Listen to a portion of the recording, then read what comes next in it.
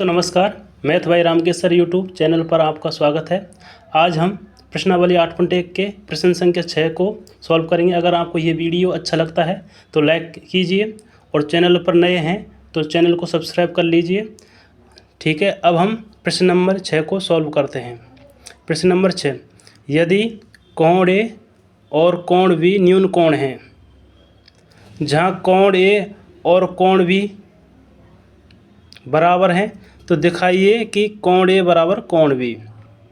देखिए दो न्यून कोण दे रखे हैं, कोण ए और कोण बी। न्यून कोण अर्थात 90 डिग्री से कम के कोणों को क्या बोलते हैं? न्यून कोण। कोण ए और कोण बी क्या दे रखे हैं? न्यून कोण। दिया हुआ कोण ए और बी न्यून कोण तथा कॉस ए बराबर कॉस बी। कॉस ए बराबर कॉस बी हम जानते हैं लाल बटे कक्का, sign A cos A. Cos A बराबर क्या होगा? आधार बटे कर्ण। कॉस ए बराबर क्या होगा? आधार बटे कर्ण।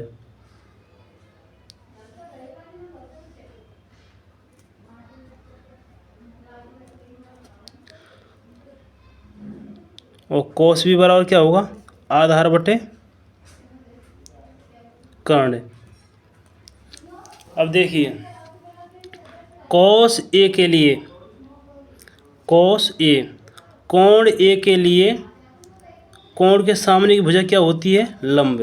कोण ए के लिए भुजा लंब कौन सी होगी? B C. और कोण ए के लिए आधार कौन सी भुजा होगी? ए सी। देखिए कोण ए के लिए भुजा ए सी क्या होगी? आधार। आधार कोण ए के लिए तो आधार की जगह क्या लग सकते हैं हम? ए सी कोण ए के लिए बटे कर्ण क्या है? ए बी बराबर कोण बी के लिए, कोण बी के लिए आधार कौन सी भुजा होगी? B C. और लंब कौन सी भुजा होगी? कोण के सामने की भुजा क्या होती है? लंब। तो देखिए कोण बी के लिए आधार बी सी भुजा रहेगी कोण बी के लिए बटे कर्ण। कर्ण क्या होगा? A B. देखिए ए बी से ए बी कट जाएगा तो क्या बचेगा? ए सी बराबर बी सी।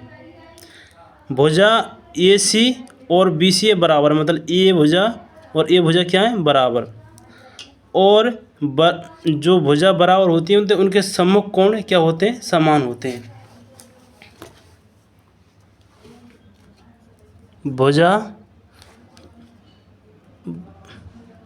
भुजाओं के सम्मुख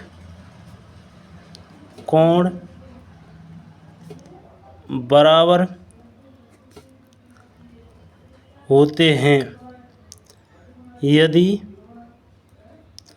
सम्मुख भुजाएं बराबर हो। अब देखिए ए सी और बी सी सम्मुख भुजा बराबर हैं, बी सी और ए सी भुजा बराबर हैं, तो बी सी भुजा के सामने कोण कौन सा? ए। और ए सी के सामने कोण कौन सा है? B C. तो कोण ए बराबर कोण बी, क्योंकि इनकी सम्मुख भुजाएं बराबर हैं और यही चीज़ हमें सिद्ध करनी थी। अब आपको ध्यान ये रखना है कि कोण ए के लिए, इस चीज़ को आप लिख लीजिए, कोण ए के लिए आधार भुजा और लंब भुजा, कोण बी के लिए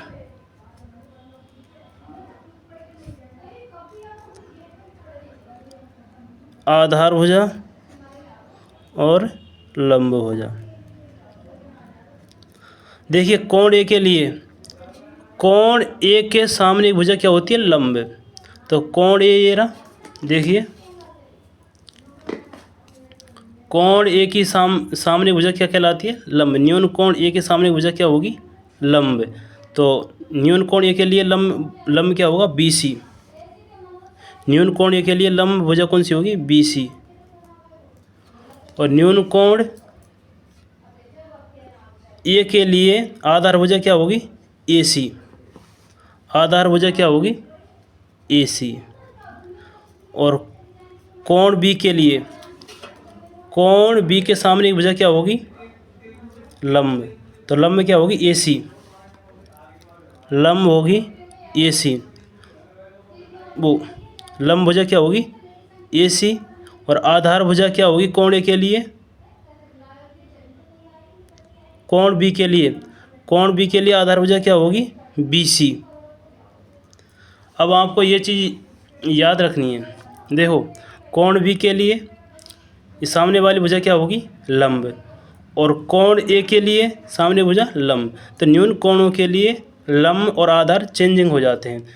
अब cos A और cos B के लिए अगर हम cos A बराबर आधार बटे कर्ण होता है, cos B बराबर भी आधार बटे कर्ण होता है, लेकिन cos A के लिए आधार क्या होगा?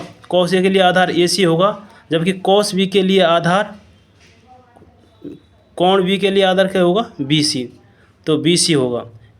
इसी से देखो AC अपॉन AB बराबर BC अपॉन AB। AB से AB कट गया तो AC बराबर BC। अब AC बराबर BC, ये दोनों भुजा बराबर हैं तो इनके सम्मुख कोण भी बराबर होते हैं। सम्मुख भुजा अगर बराबर है तो उनके सम्मुख कोण बराबर होते हैं। तो इसके सामने का कोण क्या है? A। और इसके सामने कोण क्या है? B। तो कोण A बराबर कोण B, यही हमें सिद्ध करना था।